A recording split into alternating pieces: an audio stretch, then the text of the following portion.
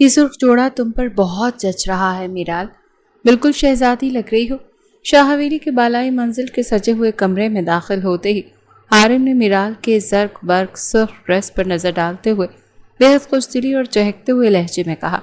وہ آئینے کے سامنے بیٹھی اپنی جیولری سیٹ کر رہی تھی۔ اس کے چہرے پر ایک اداس اور الجھی ہوئی مسکراہٹ تھی۔ مجھے تو ابھی تک یقین نہیں آ رہا حارم کہ میری زندگی کا اتنا بڑا فیصلہ اتنی جلدی میں ہو رہا ہے۔ میرال نے اپنے ہاتھوں میں پہنے ہوئے بھاری کنگنوں کو چھوتے ہوئے مدھم اور بوجھل لہجے میں کہا۔ اس کا دل کسی ناگہانی آفت کے خوف سے ڈوب رہا تھا۔ گو کے تمام انتظامات مکمل تھے اور نیچے حویلی کے لان میں مہمانوں کا شور و غل عروج پر تھا۔ آپ بلا وجہ پریشان ہو رہی ہیں میرال۔ ناصر کتنے شائستہ اور پڑھے لکھے انسان ہیں اور دادا جان نے خود تمام چھان بین کی ہے۔ یشب شاہ نے کمرے کے نیم کھولے دروازے سے اندر داخل ہوتے انتہائی باادب اور سنبھلے ہوئے لہجے میں کہا۔ اس کے ہاتھ میں ڈرنکس کی ٹرے تھی اور وہ خود سیاہ شیروانی میں ملبوس انتہائی روبدار اور پروقار لگ رہا تھا، مگر اس کی آنکھوں کی گہرائی میں خاموش تڑپ اور دکھ واضح تھا، جیسے اس نے اپنی سخت مسکراہٹ کے پیچھے چھپایا ہوا تھا۔ تمہیں تو ہر چیز میں سادگی اور سچائی ہی نظر آتی ہے یشب، کاش کہ دنیا میں بھی تمہاری سوچ اتنی سادہ اور صاف ہوتی۔ میرال نے آئینے میں یشب کے عکس کو دیکھتے ہوئے عجیب سے افسردہ لہجے میں کہا تھا۔ وہ اپنے چھوٹے کزن سے بے حد محبت کرتی تھی اور اسے ہمیشہ اپنی سب سے بڑا ہمدرد اور چھوٹا بھائی مانتی تھی۔ آپ بس خوش رہیں میرال، شاہ حویلی کا ہر جوان آپ کی خوشیوں پر اپنی جان بھی نچھاور کرنے کو تیار ہے۔ جہاں بات بگڑی ہم سنبھال لیں گے۔ یشب نے ٹرے سائڈ ٹیبل پر رکھتے میرال کی طرف دیکھا۔ اس کے لہجے میں بے پناہ عقیدت اور محبت تھی۔ بارات پہنچ گئی ہے دادا جان، نیچے بلا رہے ہیں سب کو۔ صہیب نے ہال کی راہداری سے بھاگتے ہوئے ہانپتے ہوئے لہجے میں خبر دی تو پورا ماحول ایک دم متحرک ہو گیا۔ چلو میرال، حارم نے میرال کا گھونگھٹ درست کرتے پیار سے کہا اور اسے سہارا دے کر اٹھایا۔ میرال کا دل زوروں سے دھڑکا اور اس نے ایک نظر پھر یشب پر ڈالی جو دروازے کے پاس کھڑا مسکرانے کی ناکام کوشش کر رہا تھا۔ نیچے شاہ حویلی کا مرکزی ہال اور شاندار لان سنہری روشنیوں سے جگمگا رہا تھا اور گہما گہمی عروج پر تھی۔ دادا جہانگیر شاہ اپنے چوک کے عصا پر ہاتھ جمائے باراتیوں کا استقبال کر رہے تھے۔ ان کے چہرے پر خاندانی وقار کی چمک تھی۔ خوش آمدید ناصر صاحب، ہمیں خوشی ہے کہ ہماری حویلی کی رونق آپ کے گھر کا اجالا بننے جا رہی ہے۔ دادا جان نے دلہا ناصر اور اس کے باپ کا استقبال کرتے ہوئے روبدار مگر خوش اخلاق لہجے میں کہا تھا۔ ناصر نے سرخ شیروانی اور پگڑی پہن رکھی تھی۔ اس کے چہرے پر مصنوعی مسکراہٹ تھی، لیکن اس کی چال ڈھال اور آنکھوں میں ایک عجیب سی اجلت تھی، جیسے حویلی کے لوگ خوشی کا نام دے رہے تھے۔ یہ تو ہمارا نصیب ہے خان صاحب کہ ہم شاہ حویلی جیسی باوقار فیملی سے رشتہ جوڑ رہے ہیں۔ ناصر کے باپ نے جھوٹا ادب دکھاتے ہوئے دھیمے لہجے میں جواب دیا۔ میرال کو جیسے سیڑھیوں سے نیچے لایا گیا تو ہر طرف تالیوں اور مبارکبادوں کا شور گونج اٹھا۔ یشب میرال کے پیچھے ایک محافظ کی طرح چل رہا تھا۔ نکاح خان صاحب موجود ہیں تو پھر بغیر کسی تاخیر کے عمل شروع کیا جائے۔ ظفر شاہ یعنی کہ میرال کے والد نے خوش دلی سے اعلان کیا۔ سب لوگ نکاح کی میز کے گرد جمع ہو گئے اور میرال کو دلہن کے مخصوص صوفے پر بٹھا دیا گیا۔ ناصر کے چہرے کی چمک اور بیتابی مزید بڑھ گئی تھی۔ وہ بار بار اپنے موبائل پر نظریں دوڑا رہا تھا، جیسے کسی خاص خبر کا منتظر ہو۔ ٹھہریے دادا جان، اس نکاح کو فوراً روکا جائے، یشب نے اچانک ہال کے وسط میں آ کر اتنی سخت آواز میں کہا کہ پورا ہال ایک دم سانپ سونکھ جانے کی حالت میں خاموش ہو گیا۔ تمام مہمانوں کی نظریں یشب پر جا کر ٹکی اور میرال نے بھی اپنا گھونگھٹ اٹھا کر حیرت سے اپنے چھوٹے سے کزن کو دیکھا تھا۔ یہ کیا بدتمیزی ہے یشب شاہ، تم اپنے دادا کے سامنے شادی کا ماحول خراب کر رہے ہو۔ ظفر شاہ نے شدید غصے میں یشب کے قریب جا کر اس کا بازو پکڑتے ہوئے ڈانٹا۔ چپ رہو ظفر، یشب کبھی بغیر کسی بڑی وجہ کے ایسی حرکت نہیں کر سکتا۔ بولو یشب، کیا بات ہے؟ دادا جان نے اپنے عصا کو قالین پر زور سے مارتے ہوئے تمام ہنگامے کو دبایا اور پختہ لہجے میں پوچھا۔ دادا جان، یہ انسان جسے آپ شاہ حویلی کا داماد بنانے جا رہے ہیں، یہ ایک دھوکے باز اور انٹرنیشنل فراڈیا ہے۔ یشب نے اپنے ہاتھ میں پکڑا لفافہ ڈائننگ ٹیبل پر پٹکتے ہوئے بااعتماد اور نڈر لہجے میں کہا کہ ناصر کے چہرے کی رنگت زرد پڑ گئی۔ یہ کیا بکواس کر رہا ہے یہ لڑکا، ہمارے خاندان پر الزام لگا رہا ہے۔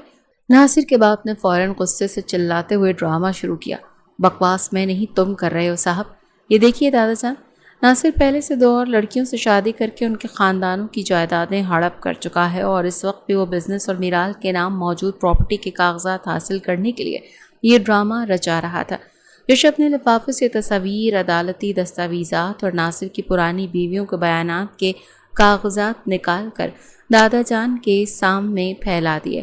میرال کے پاؤں تلے سے جیسے زمین ہی نکل گئی۔ وہ بے یقینی سے ان تصاویر کو دیکھ رہی تھی جہاں ناصر مختلف عورتوں کے ساتھ نکاح نامے پر دستخط کر رہا تھا۔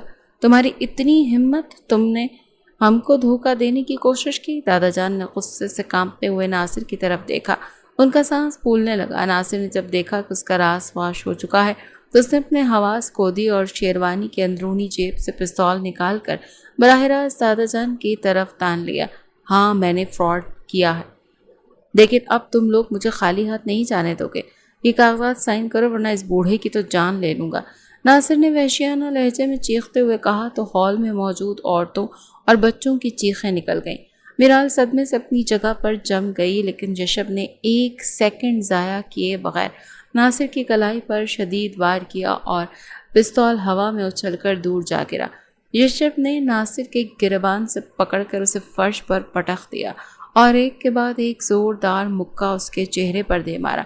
شاہ حویلی کی طرف میلی آنکھ سے دیکھنے کی سزا تم سوچ بھی نہیں سکتے۔ یشب کی آواز میں اس وقت ایک خون خوار درندے جیسی دہشت تھی جو اپنی ملکہ کی حفاظت کے لیے تڑپ رہا۔ باہر پولیس کی گاڑیاں سائرن بجاتی ہوئی حویلی میں داخل ہوئیں اور یشب کے دوست انسپکٹر نے ناصر اور اس کے باپ کو ہتکڑیاں لگا کر گاڑی میں ڈال دیا۔ تمام مہمان خوف کے مارے ایک ایک کر کے حویلی سے نکلنے لگے۔ پورا ہال ایک دم ویران اور بوجھل ہو گیا۔ میرال صدمے کے بعد صوفے پر گرنے کے سے انداز میں بیٹھی رو رہی تھی۔ اس کی زندگی اور شاہ حویلی کی عزت داؤ پر لگ چکی تھی۔ ہمارے خاندانی وقار کا کیا ہوگا ظفر؟ حویلی کے دروازے سے بارات خالی ہاتھ لوٹ گئی۔ لوگ باتیں بنائیں گے کہ شاہ حویلی کی بیٹی میں ہی کوئی خرابی تھی۔ دادا جان نے دل پر ہاتھ رکھتے ہوئے بے حد بوجھل اور ٹوٹے ہوئے لہجے میں کہا، بابا جان، آپ اپنی صحت خراب مت کیجیے، یہ سب ہماری غلطی تھی کہ ہم اس انسان کو پہچان نہ سکے۔ ظفر شاہ نے روحانسی آواز میں اپنے باپ کو سنبھالا۔ نہیں، اس داغ کو شاہ حویلی کے دامن پر نہیں رہنے دیا جائے گا۔ دادا جان نے ایک دم کھڑے ہو کر اپنے فیصلہ کن لہجے میں کہا تو سب کی نظریں ان پر جم گئی۔ دادا جان، آپ کیا کہنا چاہتے ہیں؟ میرال نے اپنے آنسو پوंچھتے ہوئے کانپتی آواز میں پوچھا۔ تو اس بارات کو خالی ہاتھ نہیں جانے دیا جائے گا اور نہ ہی میرال کی عزت پر کوئی حرف آنے دیا جائے گا۔ نکاح آج ہی ہوگا اور ابھی ہوگا۔ دادا جان نے یشب کی طرف اشارہ کرتے انتہائی حاکمانہ اور اٹل لہجے میں حکم دیا۔ دادا جان، یہ آپ کیا کہہ رہے ہیں؟ یشب میرا بھائی ہے، میرا چھوٹا بھائی، آپ ایسا کیسے کر سکتے ہیں؟ میرال، یہ شادی مرگ جیسی کیفیت طاری ہو گئی تھی۔ اس کے انگ انگ اس فیصلے کی بغاوت میں تھا۔ میں نے فیصلہ کر لیا ہے میرال، شاہ حویلی کی عزت اور تمہاری حفاظت کی ذمہ داری اب صرف اور صرف یشب شاہ ہی اٹھا سکتا ہے۔ دادا جان نے کسی بھی بحث کی گنجائش ختم کر دی تھی۔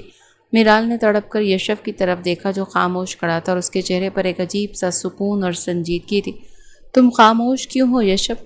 بولو نا دادا جان سے کہ تم تو میرے چھوٹے بھائی جیسے ہو، تم مجھ سے چھوٹے ہو اور میں تمہاری ٹیچر بھی تو ہوں نا۔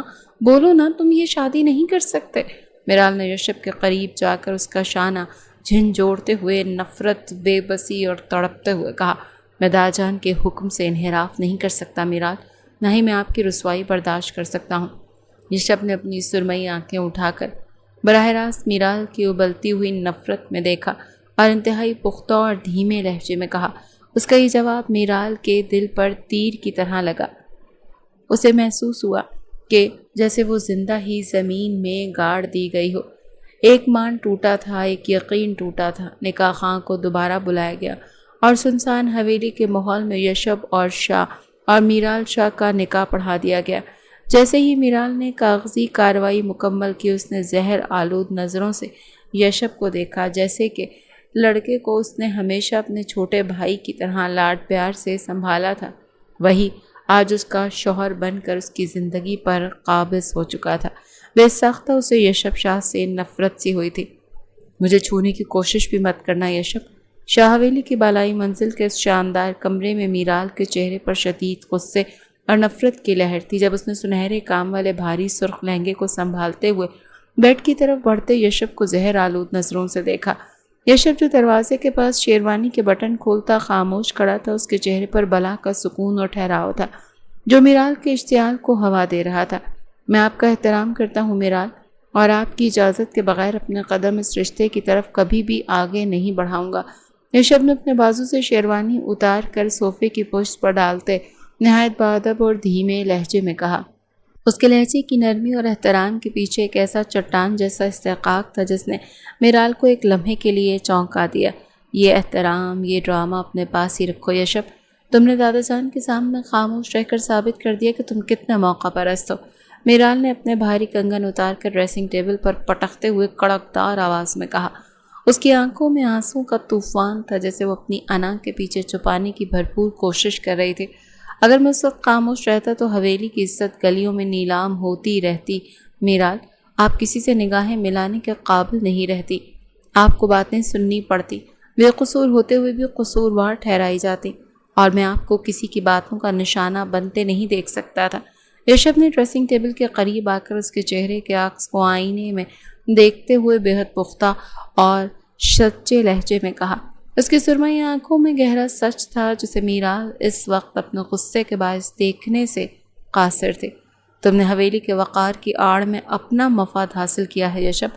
تم جانتے تھے کہ میں تمہیں کبھی اس روپ میں قبول نہیں کروں گی، لیکن تم نے پھر بھی مجھ پر اپنا شوہر ہونے کا حق تھوپ دیا۔ میرال نے مڑ کر بہراس یشب کی آنکھوں میں آنکھیں ڈال کر نفرت سے پنکارتے ہوئے کہا۔ اس کی سانسیں پھول رہی تھی اور آواز غصے سے کانپ رہی تھی۔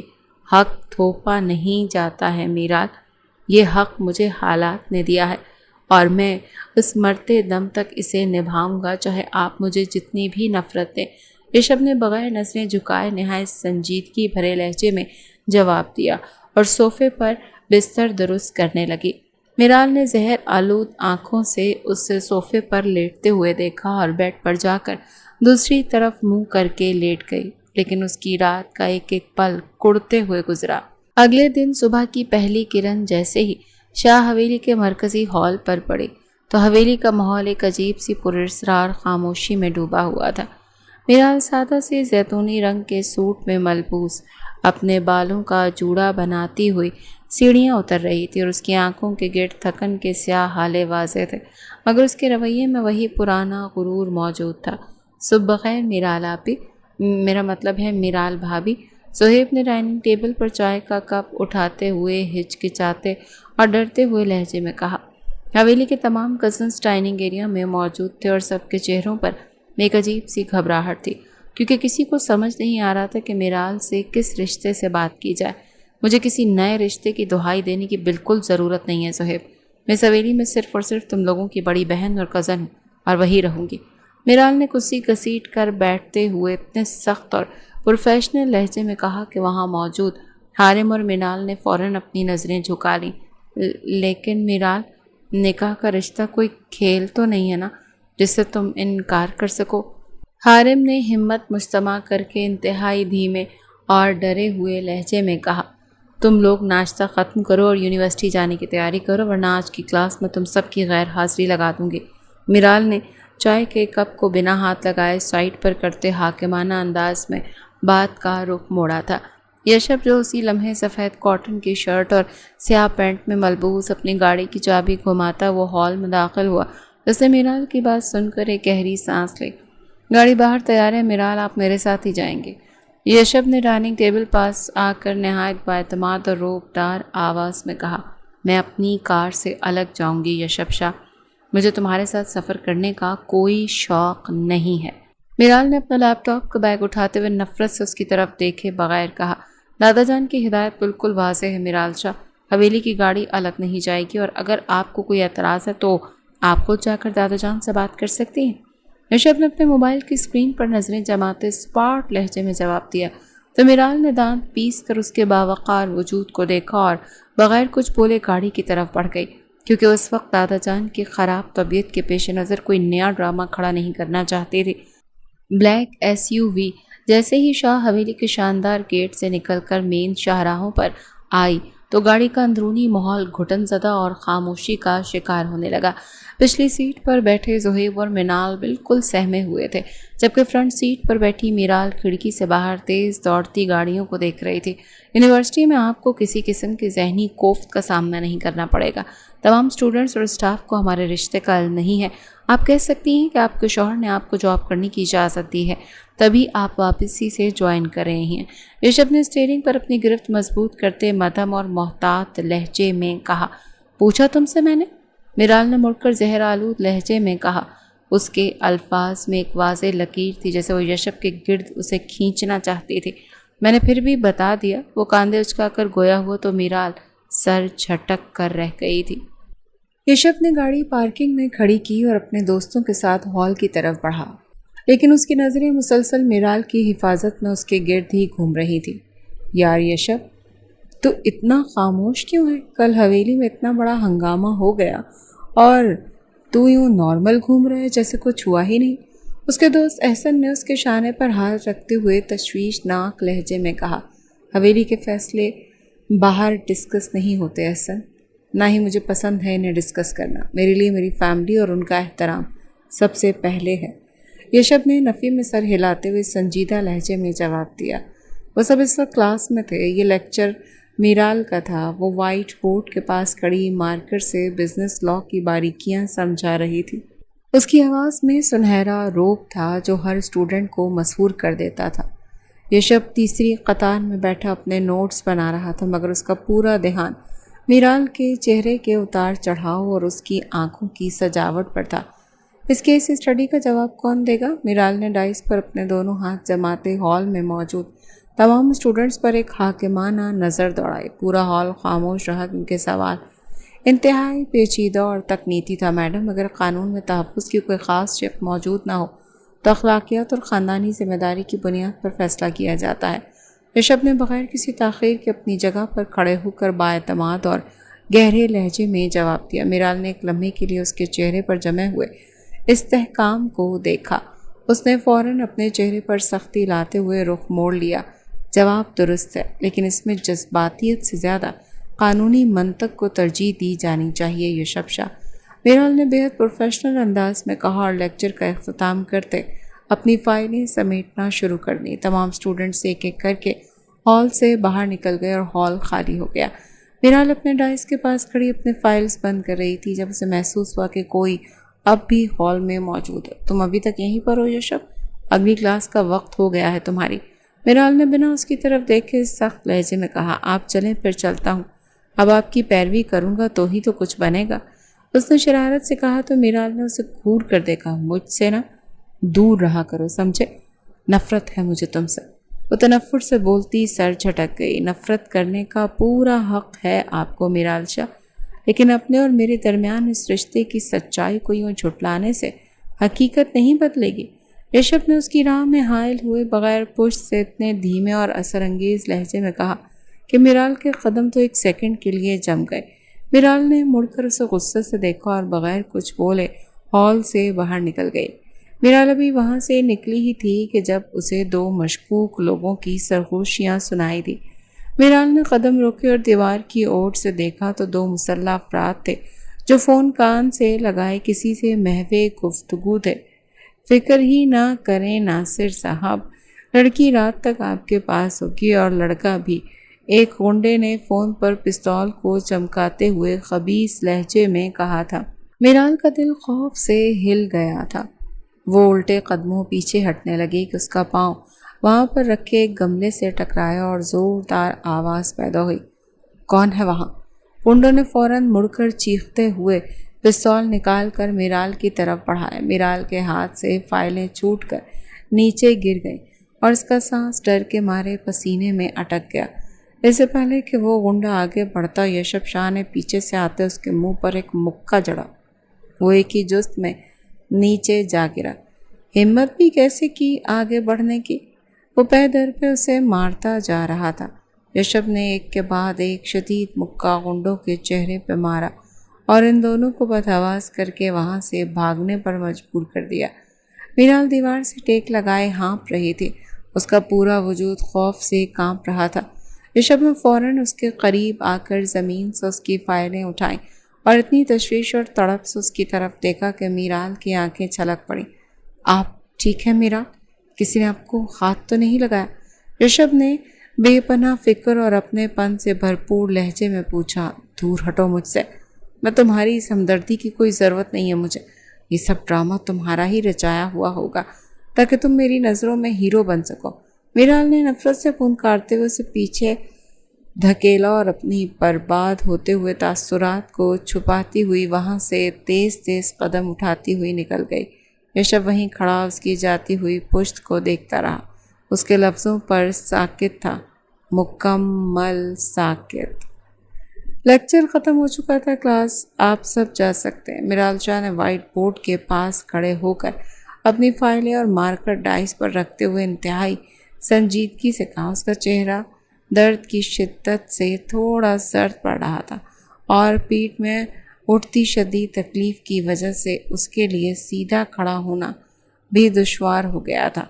तमाम स्टूडेंट्स ने एक एक करके हॉल से बाहर निकलने लगे और ऋषभ जो तीसरी कतार में बैठा था अपने नोट समेट रहा था। उसकी नज़रें मुसलसल मीराल के बेरंग होते हुए चेहरे और उसके बोझल चाल पर जमी थी। मीराल ने डाइस से अपनी तमाम फाइलें समेटी और जैसे ही वो डेस्क का चक्कर काट कर हॉल के मरकज़ी दरवाजे की तरफ मुड़ने लगी उसके कदमों की रफ्तार खुद ब खुद सुस्त हो गई।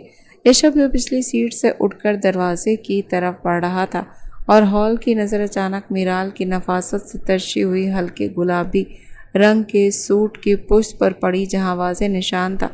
ऋषभ के कदम एक सेकंड के लिए अपनी जगह पर जम गए, फिर अगले ही पल उसके जहन में झमाका हुआ। उसके दिमाग ने फ़ौरन खतरे की घंटी बजाई, क्योंकि हॉल के बाहर राहदारी में अभी भी दर्जनों स्टूडेंट्स और मेल फैकल्टी मेंबर्स भी मौजूद थे। मीराल ने गहरी सांस ली और दर्द को पसे पुश डालते हुए जैसे ही दहलीज पार करने के लिए अपना बायां कदम आगे बढ़ाया, ऋषभ ने लम्हा ज़ाया किए बगैर दौड़ते हुए आगे बढ़कर उसे पीछे मजबूती से जकड़ लिया और इसकी पुश्त को फ़ौरन अपनी कुशादा सीने से चिपका लिया ताकि वो पूरी तरह उसके वजूद से पीछे छुप जाए। मीराल का सारा वजूद इस गैर मुतवक्के और अचानक लम्स में सनसना उठा। गुस्से की शदीद लहर उसके सर तक पहुंच गई। मीराल, दिमाग ख़राब है क्या आपका? ऋषभ ने उसके बालों के करीब झुककर इंतहाई दबाव और सख्त लहजे में कहा। बाहर खड़े स्टूडेंट्स तक उसकी आवाज़ नहीं पहुंची थी। वर्ता है, तुम्हारी हिम्मत कैसे हुई मुझे हाथ लगाने की? मीराल ने शदीद गुस्से से फिनकारते हुए अपने पूरे ज़ोर से उसे पीछे धकेला। उसका पूरा वजूद तहश से कांप रहा था और उसकी आंखों में ऋषभ के लिए आग के शोले भड़क रहे थे। आपकी शर्ट गंदी हो रही है, डैमिट। ऋषभ ने अपने तासुरात को बिल्कुल सख्त और संजीदा रखते हुए दबावदार और कठोर लहजे में कहा। तो मीराल नासमझी से उसे देखने लगी, मगर फिर अगले ही पल उसका मतलब समझते ही मीराल का चेहरा एक सेकंड के लिए शदीद शर्मिंदगी और गुस्से की वजह से सुर्ख पड़ गया और उसका दिल ज़ोर ज़ोर से धड़कने लगा। क्या आप बकवास कर रहे हो? मीराल ने अपने कांपते होंठों से बामुश्किल ये अल्फाज निकाले और उसका गुरूर, उसकी हाकमियत एक पल में हवा हो गई थी। ऋषभ ने उसके किसी सवाल का जवाब देना ज़रूरी नहीं समझा और बिना कुछ बोले फ़ौरन अपनी स्याह जिप्सी हुडी उतारी और आगे बढ़कर नहायत एहतियात और नफासत से मीराल की कमर के गिर्द बांधकर उसे मुकम्मल तौर पर महफूज कर दिया। हुडी से ऋषभ के परफ्यूम की मस्मार कर देने वाली खुशबू मीराल के हवासों पर छाने लगी, तो ऋषभ ने हुडी की गिरह मजबूत करते हुए एक पल के लिए मीराल की सुर्ख पड़ती हुई आंखों में झांका, जहाँ शर्मिंदगी और नफ़रत की जंग जारी थी। नफ़रत में ये मत भूला करें कि मैं कौन हूँ आपका। मैं हिफाजत कर रहा हूँ, जो कि मेरा फ़र्ज़ है। ऋषभ ने उसके कान के करीब इंतहाई मदम गहरे और बावकार लहजे में कहा और बग़ैर पीछे मुड़े तेज़ तेज़ कदम उठाता हुआ हॉल की दूसरी तरफ से बाहर निकल गया ताकि मीराल को अकेले जाने का मौका मिल सके। मीराल वहीं जमी हुई कदमों के साथ खड़ी रही। उसका हाथ अपनी कमर पर बंधे ऋषभ की गर्म हुडी पर था और उसका दिल बेतरतीबी से धड़क रहा था। वो अपनी ज़िंदगी में कभी इतनी बेबस और शर्मिंदा महसूस नहीं हुई थी जितनी इस वक्त अपने इस छोटे कज़न और स्टूडेंट के सामने हुई थी, जिसे वो रोज़ नफ़रत के ताने देती थी। मीराल ने अपने हवासों को बहाल किया और हुडी को मज़ीद कस कर बांधते हुए तेज़ तेज़ कदमों से آفس روم کے پرائیویٹ واش روم کی طرف بڑھ گئی، جہاں اس نے اپنے آپ کو چینج کیا اور اپنے گرتے ہوئے حواسوں کو سنبھالنے کی کوشش کرنے لگی۔ پورے راستے گاڑی میں حویلی واپس جاتے ہوئے بھی یشب کا محافظانہ انداز میرال کے ذہن میں ہتھوڑوں کی طرح سے بج رہا تھا۔ نفرت میں یہ مت بھولا کریں کہ میں کون ہوں آپ کا، یہ الفاظ اس کے کانوں میں بار بار گونج رہے تھے۔ وہ گاڑی کی کھڑکی سے باہر دیکھتے ہوئے مسلسل اپنے ہونٹوں کو کاٹ رہی تھی۔ یشب گاڑی ڈرائیو کر رہا تھا، اس کے چہرے پر معصوم سا ٹھہراؤ، اور اس نے نہ تو بیک ویو مرر سے میرال کی طرف دیکھا اور نہ ہی اس واقعے کا کوئی اشارہ کیا جیسے کچھ ہوا ہی نہ ہو۔ شاہ حویلی پہنچتے ہی میرال بغیر کسی سے بات کیے سیدھی اپنے کمرے میں چلی گئی اور اندر سے دروازہ لاک کر کے بیڈ پر بیٹھ کر اس کا درد اور یشب کا اس کے لمس یاد دونوں مل کر اس کے ذہن کو شدید اذیت سے دوچار کر رہے تھے۔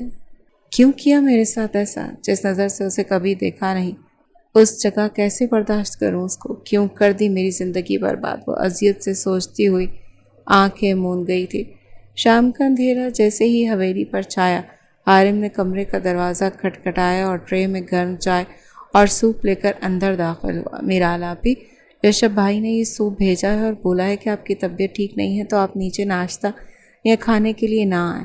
عارم نے سائڈ ٹیبل پر رکھتے ہوئے معصومیت سے کہا، مجھے اس کی بھیجی ہوئی کسی چیز کی ضرورت نہیں ہے عارم، اسے کہو اپنے کام سے کام رکھے۔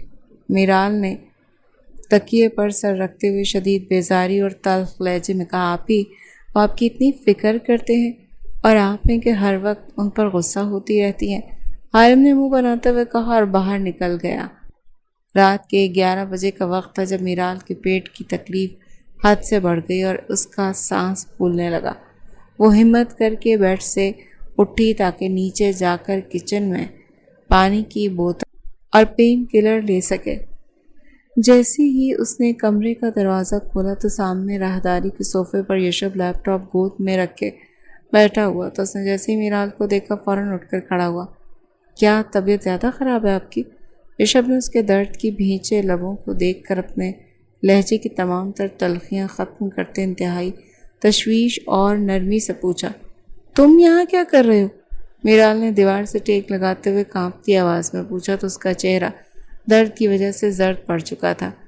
میں آپ کے جاگنے کا انتظار کر رہا تھا تاکہ معلوم کر سکوں کہ آپ کو کسی میڈیسن کی ضرورت تو نہیں۔ یشب نے قریب آ کر بغیر اسے چھوئے اپنی جیب سے پین کلر کی گولی اور ٹیبل سے پانی کا گلاس اٹھاتے اس کی طرف بڑھاتے ہوئے کہا۔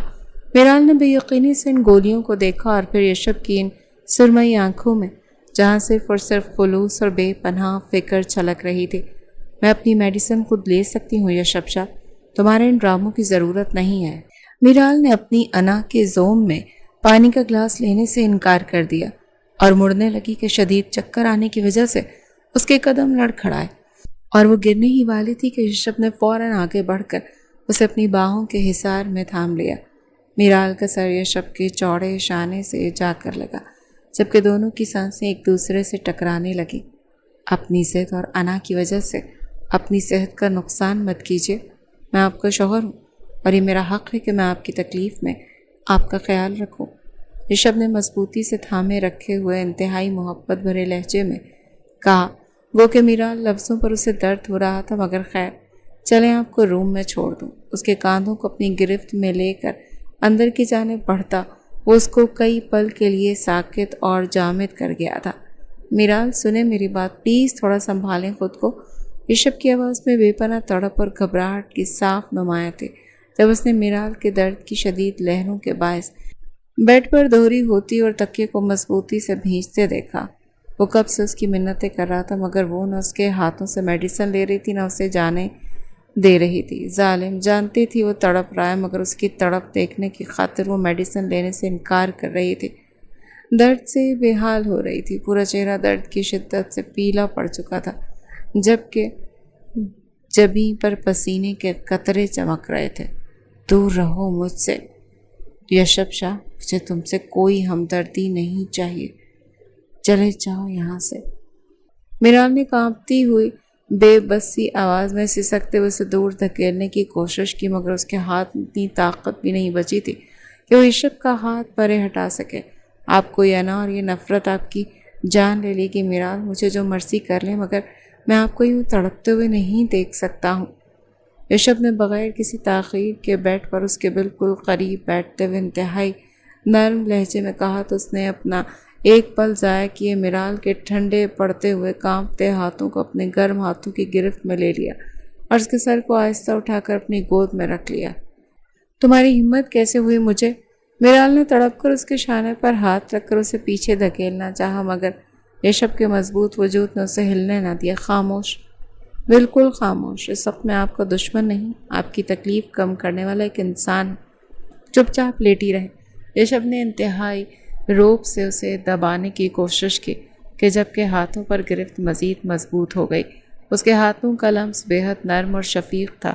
اس نے اپنے دائیں ہاتھ کی انگلیوں کو میرال کے بکھرے ہوئے بالوں میں چلانا شروع کیا اور دوسرے ہاتھ سے میرال کا کانپتا ہوا ہاتھ اتنی مضبوطی سے تھام لیا کہ اس کی گرمائش میرال کے وجود میں سرایت کرنے لگی۔ چھوڑو مجھے یشب، تم فائدہ اٹھا رہے ہو میری اس حالت کا، میرال نے آنکھوں سے نکلتے آنسوں کے ساتھ زہر آلود لہجے میں کہا مگر اس کا کہنا اپنا سر یشب کی گود میں ہی پڑا ہوا تھا۔ پتہ نہیں کیوں مگر اس آغوش نے سکون دیا تھا۔ پیٹ میں اٹھنے والے شدید بل اور یشب کے اس پرسکون اور گرم لمس کی وجہ سے تھوڑے مدھم پڑ گئے تھے۔ فائدہ میں تب اٹھاتا میرال جب میرے دل میں آپ کے لیے ہوس ہوتی، میرے دل میں صرف اور صرف آپ کا تحفظ ہے۔ یقین کریں اس دل سے زیادہ محفوظ پناہگاہ کہیں نہیں ملے گی آپ کو۔ یشب نے اس کی پیشانی پر بکھری بھیگی لٹوں کو نہایت نفاست سے پیچھے ہٹاتے ہوئے گہرے اور سحر انگیز لہجے میں کہا۔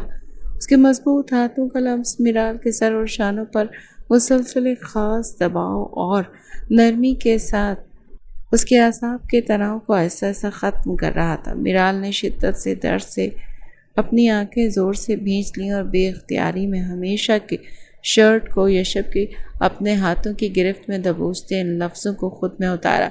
یشب نے اس کے اس بے ساختہ عمل پر ایک لمحے کے لیے اپنی آنکھیں بند کی تھیں۔ اس کا اپنا دل بے ترتیبی سے دھڑکنے لگا تھا۔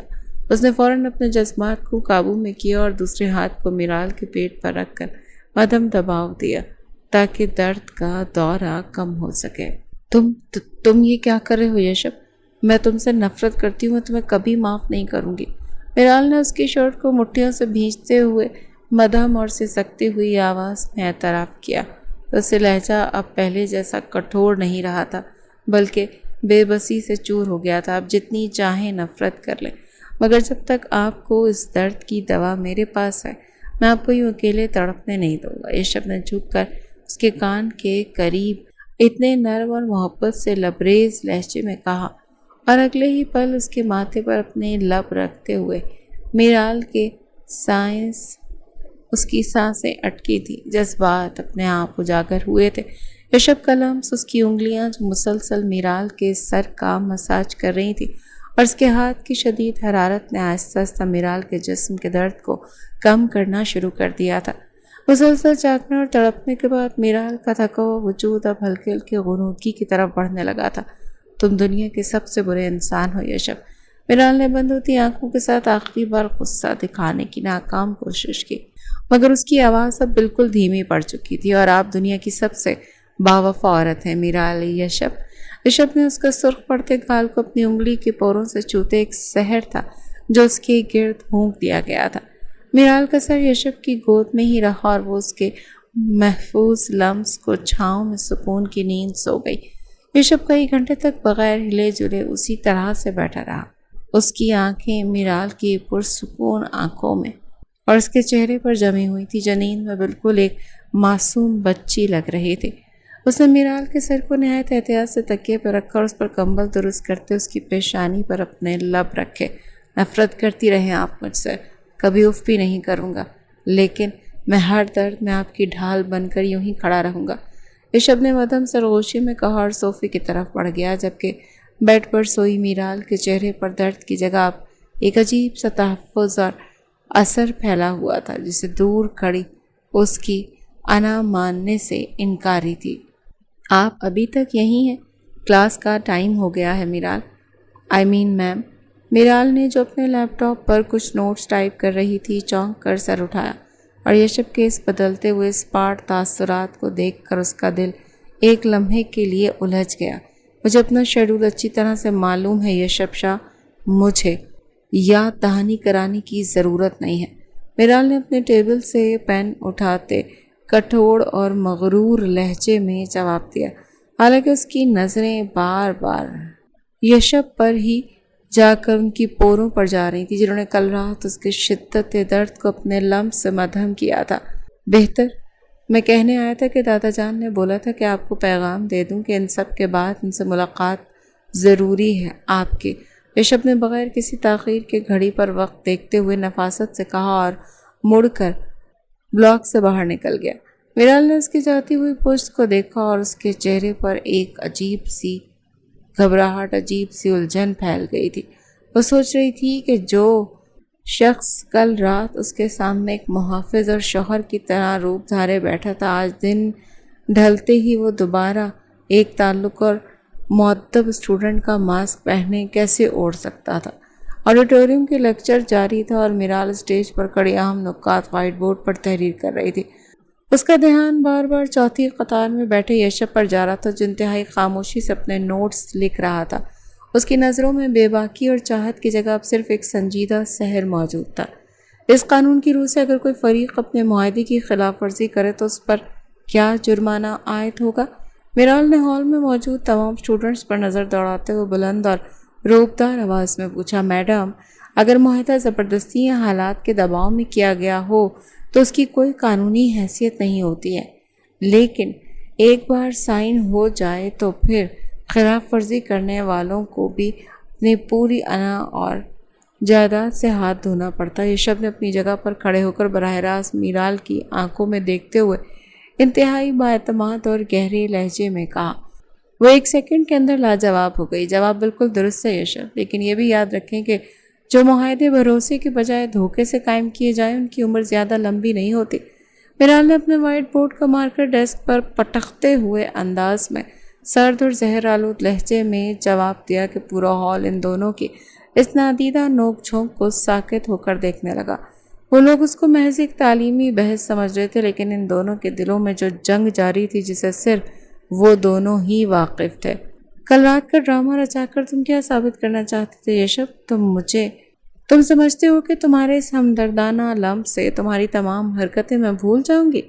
میرال نے کھڑکی سے باہر نظریں جمائے ہوئے انتہائی کڑوے لہجے میں خاموشی کو توڑا تو اس نے کافی کوشش کی کہ خاموش رہ سکے، مگر اس شخص کی خاموشی اب اسے بولنے کے بجائے اکسا رہی تھی۔ میں نے کوئی ڈرامہ نہیں رچایا میرال صاحبہ۔ کل رات ایک شوہر نے اپنی بیوی کی تکلیف میں اس کا ساتھ دیا، اور اگر آج پھر وہی حالات ہوں گے تو میں پھر وہی حالات کر دوں گا۔ یشب نے اسٹیئرنگ پر اپنی گرفت کو مضبوط کرتے ہوئے بغیر کسی کی طرف دیکھے نہایت پرسکون لہجے میں کہا، بیوی، تمہیں شرم نہیں آتی یہ لفظ بولتے ہوئے؟ تم مجھ سے 4 سال چھوٹے ہو، تم میرے اسٹوڈنٹ ہو، اور سب سے بڑھ کر تم میرے چھوٹے بھائی کی طرح تھے۔ میرال نے تڑپ کر اس کی طرف دیکھا، مڑتے ہوئے غصے اور نفرت سے پھنکارتے ہوئے بولی تھی، میرال شاہ، وہ رشتہ ماضی میں تھا، لیکن اب میں آپ کا شوہر ہوں، اور اس سچائی کو جتنی جلدی تسلیم کر لیں آپ کے لیے اتنا ہی آسان ہوگا۔ یشب کی گاڑی ہیڈ آفس کے شاندار بلڈنگ کے سامنے بریک لگاتے براہ راست میرال کی آنکھوں میں ابلتے ہوئے غصے کو دیکھا تو میرال کی زبان کو جیسے تالو سے لگ گئی تھی۔ ہیڈ آفس کے مرکزی کانفرنس روم میں جہانگیر شاہ اور شاہ حویلی کے تمام ممبران موجود تھے۔ دادا جان کا کہنا ہے کہ جو حد سے زیادہ تشویشناک، ان کے سامنے شاہ حویلی کی جائیداد اور بزنس کے تمام اہم کاغذات پھیلے ہوئے تھے۔ آؤ میرال، بیٹھو یشب، میں نے تم دونوں کو یہاں ایک بہت بڑا فیصلہ کرنے کے لیے بلایا ہے۔ کیا بات ہے دادا جان؟ حویلی میں سب ٹھیک تو ہے نا؟ میرال نے کرسی پر بیٹھتے ہوئے تشویش سے پوچھا تھا۔ ناز کی طرف سے دھمکی ملی ہے، وہ شیئرز مانگ رہا ہے۔ دادا جان نے گہری سانس لیتے ہوئے کہا، تو ہم قانونی چارہ جوئی کریں گے دادا جان، میں خود اسے کسی کو ہینڈل کر دوں گی۔ میرال نے باقاعدہ لہجے میں کہا، نہیں میرال، قانون کے ساتھ ساتھ ہمیں اپنے خاندان کا کنٹرول بھی مضبوط کرنا ہے۔ میں نے شاہ حویلی کے تمام پراپرٹی اور بزنس کی 50% شیئرز تم اور یشب کے مشترکہ نام پر ٹرانسفر کیے ہیں تاکہ… دادا جان نے وکالت نامے کے کاغذات پر دونوں کے سامنے رکھتے ہوئے بڑا دھماکہ کیا۔ یہ کیا کہہ رہے ہیں آپ دادا جان؟ مشترکہ نام؟ میں نے اس کے ساتھ کوئی مشترکہ بزنس یا جائیداد سائن نہیں کروں گی۔ میرال نے صدمے سے اپنی جگہ سے کھڑے ہوتے ہوئے صاف الفاظ میں انکار کیا۔ کیا مطلب؟ اس کے ساتھ نہیں کرو گی تو کس کے ساتھ کرو گی؟ دادا جان سوالیہ نگاہوں سے اس کی طرف دیکھ رہے تھے۔ لیکن میں یہ رشتہ، ابھی وہ انکار کرتی کہ یشب نے اس کی کمر کو اپنی مٹھیوں میں دبوچ لیا، اسے اچھلنے پر مجبور کر دیا۔ وہ ایسی حرکت نہیں کرتا تھا، مگر اب کی جانے والی حرکت نے اسے ساکت ضرور کر دیا تھا۔ یہ شخص دن بہ دن فری ہوتا جا رہا ہے، اس کو تو میں چھوڑوں گی نہیں۔ میرال نے تڑپ کر یشب کو دیکھا جو بالکل خاموش بیٹھا ہوا تھا۔ اس نے نفاست سے پین اٹھا کر بغیر کسی ہچکچاہٹ کے دستخط سائن کر دیے۔ بنا کوئی لفظ کہے سائن کیجیے۔ یشب نے پین میرال کی طرف بڑھاتے اتنے سکون سے کہا کہ میرال کا ہاتھ غصے سے کانپنے لگا۔ میرال نے دانت پیس کر زہر آلود نظروں سے یشب کو دیکھا اور شدید مجبوری کے تحت کاغذات پر دستخط کر دیے۔ دستخط کرتے ہی یشب نے اس کا ہاتھ پین سے ہٹا کر ایک سیکنڈ کے لیے اپنے ہاتھ میں لیا اور اس کی آنکھوں میں دیکھ کر دھیمے سے مسکرایا۔ ایک رات مبارک ہو ملکہ۔ وہ محبت سے اس کی آنکھوں میں دیکھتا تھوڑے زچنگ انداز میں بولا تو میرال جھنجھلا اٹھی۔ میرال کا پورا وجود نفرت اور ایک اندیکھے خوف سے کانپ اٹھا تھا۔ بخشوں گی نہیں میں کسی کو بھی، یاد رکھنا۔ وہ انگلی اٹھا کر اسے وارن کرنے لگی کہ اس انداز میں بولتی اپنا رخ موڑ گئی۔ یہ دھمکیاں اسے دیجیے گا جس کا خدا نہ ہو، بلکہ ہلکا سا قہقہ لگا کر وہ بنا کسی موجودگی کا لحاظ کے اس کے بالوں کے قریب لب رکھتا سرگوشی میں بولا تو میرال کا دل کیا سامنے پڑا ٹیبل اٹھا کر اس کے سر پہ دے مارے۔ یہ فائلز پر سائن کرو یشب، اور خاموشی سے میرے راستے سے ہٹ جاؤ۔ نہایت تنفر سے کہتی وہ اپنے بالوں کو پیچھے جھٹک گئی۔ اس کی سیاہ زلفیں شانوں پر بکھری ہوئی تھیں جبکہ آنکھوں میں یشب کے لیے نفرت اور بیزاری کی آگ بھڑک رہی تھی۔ یشب جو ٹیبل کی دوسری جانب بیٹھ کر لیپ ٹاپ پر پریزنٹیشن دیکھ رہا تھا، اس نے انتہائی ٹھنڈے اور پرسکون سے انداز میں سر اٹھایا اور میرال کے سرخ پڑتے ہوئے چہرے کو دیکھا۔ کون سی فائلز ہیں یہ؟ یشب نے اپنے نفیس سا پین ٹیبل پر رکھتے ہوئے بااعتماد اور روبدار لہجے میں کہا، یہ یونیورسٹی اور ہیڈ آفس کے نئے پرپوزلز کی فائلز ہیں جن پر دادا جان نے تمہارے اور میرے مشترکہ سائن مانگے۔ میرال نے تند و تیز لہجے میں وضاحت کی۔ اس کا بس نہیں چل رہا تھا کہ وہ یشب کو ایک لمحے میں اپنے سامنے سے غائب کر دے۔ ٹھیک ہے، پھر آپ خاموشی سے یہاں بیٹھ جائیں اور پہلے ان فائلز کے ایک ایک شک پڑھتا ہوں، پھر سائن کروں گا۔ یشب نے فائل اپنی طرف کھینچتے ہوئے اتنے سکون سے کہا کہ میرال نے دانت غصے سے پیس دیے۔ تم مجھے ڈکٹیٹ کرنے کی کوشش مت کرو یشب، تم بھول رہے ہو کہ میں تمہاری کیا ہوں۔ میرال نے اس کے بالکل قریب جھک کر نفرت سے پھنکارتے ہوئے کہا، آپ میری زوجہ ہوتی ہیں۔ خیر سے اتنا حسین حوالہ کون کافر بھول سکتا ہے؟ اس کی نفرت بھری آنکھوں میں ڈالتا آنکھیں، وہ محبت بھری آنکھیں ڈال کر ایسا سحر پھونک رہا تھا کہ میرال اس شخص کی تخیلاتی باتوں پر خائف سی ہونے لگی۔ انا کا بت پاش پاش ہوا اور دل نے قدم جھکائے تھے۔ رگوں میں دوڑتا خون ٹھاٹھے مارنے لگا تھا۔ کچھ پل یوں ہی رہنے کے بعد ہوش میں آتے ہی میرال نے زہر آلود نظروں سے اسے دیکھا تھا اور پیر پٹکتی ہوئی اسٹڈی روم سے باہر نکل گئی۔ اس لڑکے سے خطرناک اسے کوئی نہیں لگتا تھا۔ وہ خوفزدہ ہونے لگی تھی اب اس سے۔ اس کی بولتی نگاہیں میرال شاہ کے ضبط سے کھیلتی تھی۔ اگلی صبح یونیورسٹی کے مرکزی گیٹ پر معمول سے زیادہ چہل پہل تھی اور طلبہ کا ہجوم راہداریوں میں پھیلا ہوا تھا۔ میرال اپنی سفید اسپاٹ گاڑی سے اتر کر اپنے لیپ ٹاپ کے بیگ سنبھالتی ہوئی اپنے بلاک کی طرف بڑھنے لگی۔ یشب اپنی black S U V parking میں کھڑی کر کے تھوڑی دور اپنے دوستوں کے ساتھ کھڑا تھا، مگر اس کی سرمئی آنکھیں مسلسل میرال کی حفاظت میں اس کی ایک ایک حرکت پر جمی ہوئی تھی۔ میرال جیسی بلاک کے پشت پر موجود ویران پارکنگ کی طرف اپنے کیبن کی چابی لینے بڑھی تو اچانک دو کالی گاڑیوں نے اس کا راستہ روک لیا۔ گاڑیوں کے شیشے یکدم کھلے اور چار مسلح غنڈے ہاتھوں میں جدید پسٹل لیے باہر نکل آئے۔ پروفیسر صاحبہ، خاموشی سے ہمارے ساتھ چلیے ورنہ یہی گولی مار دیں گے۔ ایک ہٹے کٹے کاغذ سے گنڈے نے میرال کا بازو سختی سے جکڑتے وحشیانہ لہجے میں دھمکی دی۔ چھوڑو مجھے، تمہاری ہمت کیسے ہوئی مجھے ہاتھ لگانے کی؟ میرال نے شدید خوف اور غصے کی حالت میں پیر پٹکتے ہوئے اپنے آپ کو چھڑانے کی کوشش کی، مگر ان کی گرفت بے حد مضبوط تھی۔ چیخنے کا کوئی فائدہ نہیں ہے۔ شاہ حویلی کی شہزادی، آج تمہاری دادی کو تمہاری لاش یا ہم سے سودا کرنا پڑے گا۔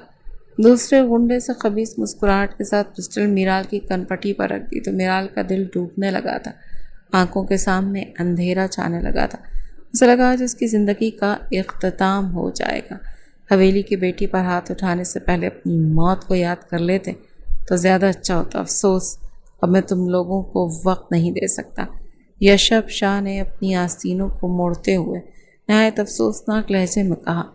ان سب نے آپس میں نظروں کا تبادلہ کیا۔ لہجہ پرسکون تھا مگر آنکھوں میں ایک خون خوار درندے جیسی دہشت تھی جو اپنی ملکہ کی حفاظت کے لیے کسی بھی حد تک جا سکتا تھا۔ یشب نے ایک سیکنڈ کے 1000ویں حصہ ضائع کیے بغیر پہلے گنڈے کی کلائی پر شدید وار کیا جس سے اس کا پسٹل ہوا میں اچھل کر گر گیا۔ اسے دوسرے ہی لمحے اس کے چہرے پر ایسا زوردار مکہ مارا کہ وہ منہ کے بل زمین پر جا گرا اور اس کے منہ سے خون کا فوارہ چھوٹ گیا۔ پکڑو اس لڑکے کو، مار دو اسے۔ باقی تینوں گنڈے ایک ساتھ یشب پر لپکے تھے۔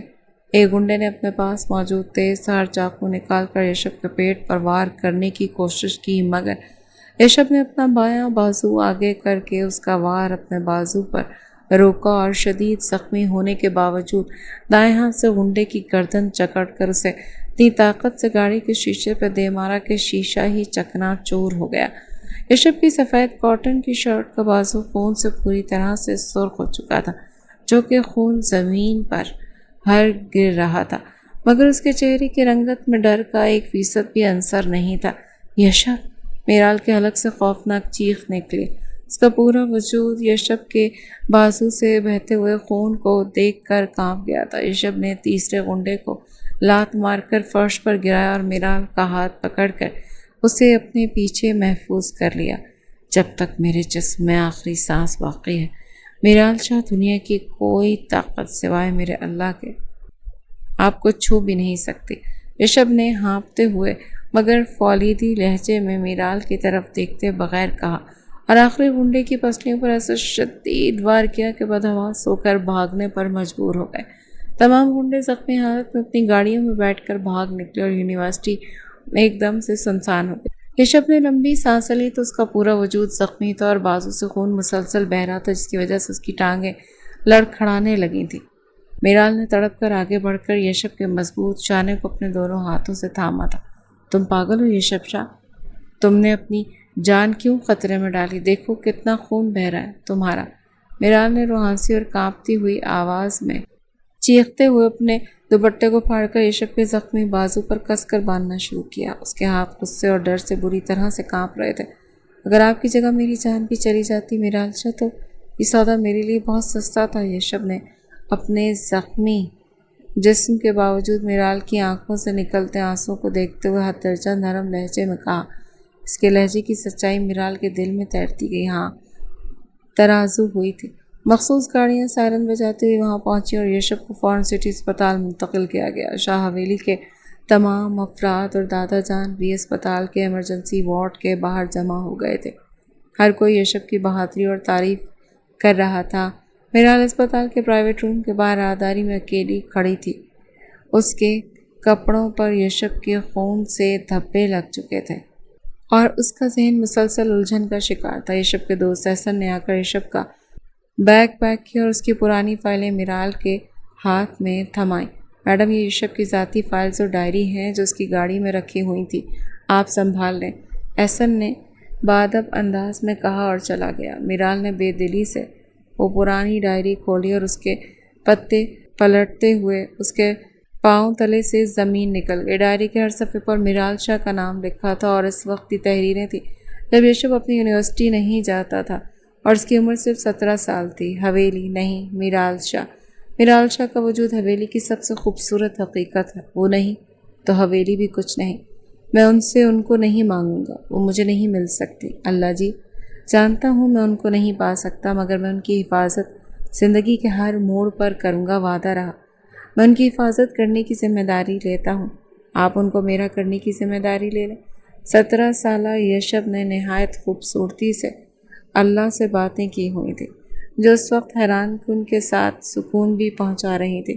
اس کا پورا وجود صدمے سے شل ہوا تھا۔ جس رشتے کو اب تک موقع پرستی، مجبوری، زبردستی کا نام دیتی آئی تھی، اس کی بنیادیں تو سالوں پرانی بے لوث اور خاموش محبت پر رکھی گئی تھی۔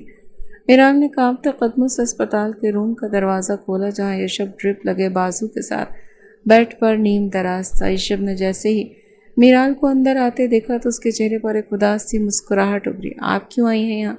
میں بالکل ٹھیک ہوں، آپ کو پریشان ہونے کی ضرورت نہیں ہے، آرام کریں پلیز، دیکھیں نا کیا حال بنا لیا ہے اپنا۔ یشب شاہ نے اس کے بجھے ہوئے چہرے کو دیکھ کر اداسی سے بولا تو میرال نے قدم بڑھائے اور بیڈ کے بالکل قریب جا کر کھڑی ہو گئی۔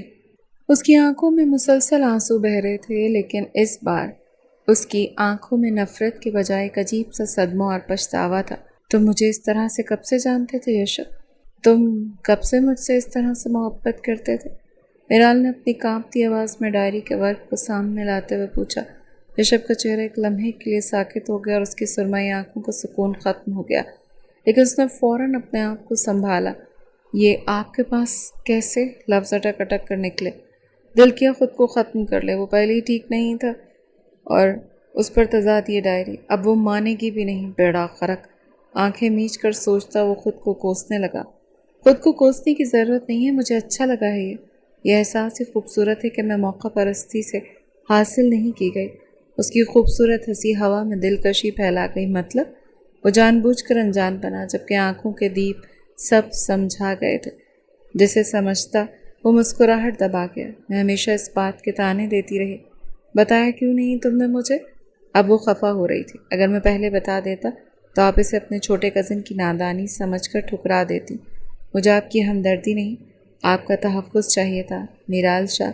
مجھے ہمدردی کے باعث جڑا رشتہ نہیں چاہیے تھا، مگر افسوس نفرت سے جڑا مل گیا۔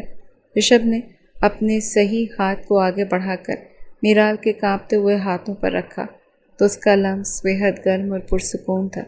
میرال نے اس بار اپنا ہاتھ پیچھے نہیں کھینچا۔ اس نے پہلی بار رشب کی آنکھوں میں جھانکا جہاں صرف اور صرف بے لوث محبت کا سمندر تھا۔ کچھ دن بعد یہ سب یشب شاہ کا اپنا رچایا ہوا ڈرامہ تھا میرال۔ اس نے ناصر سے مل کر وہ تمام ثبوت اکٹھے کیے اور پھر ہیرو بن کر تمہاری نظروں میں جگہ بنائی تاکہ شاہ حویلی کے بزنس شیئرز پر قابض ہو سکے۔ حویلی کے بالائی ہال میں ظفر شاہ کے حاسد بزنس پارٹنر اور دور کے کزن نے میرال کے سامنے جعلی ڈاکومنٹس پھیلاتے ہوئے زہر گھولا تھا۔ میرال نے تمام کاغذات کو دیکھا، پھر خاموشی سے اس شخص کے چہرے پر نظریں جمائیں۔ اگر یہ پرانی میرال ہوتی تو شاید شکوک و شبہات کے جال میں الجھ جاتی، لیکن یشب کا وہ خون سے لطپت وجود اور اس کا بے لوث لمس میرال کی روح میں اتر چکا تھا۔ آپ کی اس گھٹیا سازش کا وقت ختم ہو چکا شاہ نواز صاحب۔ یشب شاہ کو ثابت کرنے کے لیے کسی کاغذ کی ضرورت نہیں، اس کی نیت اور اس کا خون میرے لیے فخر کا باعث ہے۔ میری اور اس کی رگوں میں ایک ہی خون دوڑتا ہے، غیرت پسند خون۔ موقع پرست نہیں ہے وہ جو یوں کرتا۔ رہی بات ہیرو بننے کی تو ہی نوز ویری ویل، وہ بچپن سے میرا ہیرو ہے۔ میرال نے وہ تمام کاغذات ان کے منہ پر مارتے ہوئے اتنی کڑکدار آواز میں کہا کہ شاہ نواز کا چہرہ زرد پڑ گیا اور اسی لمحے یشب ہال میں داخل ہوا۔ اس کے ساتھ پولیس افسر موجود تھا جس نے شاہ نواز کے تمام گھٹیا عزائم اور جعلی سائنس کی ثبوت پیش کر دیے۔ شاہ نواز کو وہیں سے گرفتار کر لیا گیا اور حویلی کا آخری دشمن بھی اپنے انجام کو پہنچا۔ ناصر کو تو اسی دن پکڑے جا چکا تھا جبکہ شاہ نواز کو آج پکڑ لیا گیا۔ بے شک اللہ جب رسی کھینچتا ہے تو ڈھیلی رسی والا منہ کے بل گرتا ہے۔ اتنا یقین بیگم، آپ نے ان کی باتوں پر شک نہیں کیا؟ راہداری میں اکیلے ملنے پر یشب نے میرال کے سامنے کھڑے ہو کر حیرت اور ایک خوبصورت چمک کے ساتھ پوچھا۔ شک ان پر کیا جاتا ہے یشب شاہ جن کے جذبے جھوٹے ہوں۔ میں نے تو اپنی جان پر کھیلتے دیکھا ہے تمہیں۔ جس مان سے تم نے مجھے بچایا اس مان کو شک کا سایہ کیوں پڑنے دو؟ اس کی سمجھداری سے کہنے پر یشب شاہ نے قہقہ لگاتے اس کو گلے سے لگایا جبکہ میرال سکون سے آنکھیں موند گئی۔ شاہ حویلی کے کشادہ صحن اور شاندار لان کو سنہری روشنیوں اور پھولوں سے سجایا گیا تھا۔ دادا جان کے چہرے پر عرصے کے بعد ایک اطمینان بخش مسکراہٹ تھی کیونکہ حویلی کے تمام بادل چھٹ گئے تھے اور خاندان پہلے ہی سے زیادہ مضبوط ہو چکا تھا۔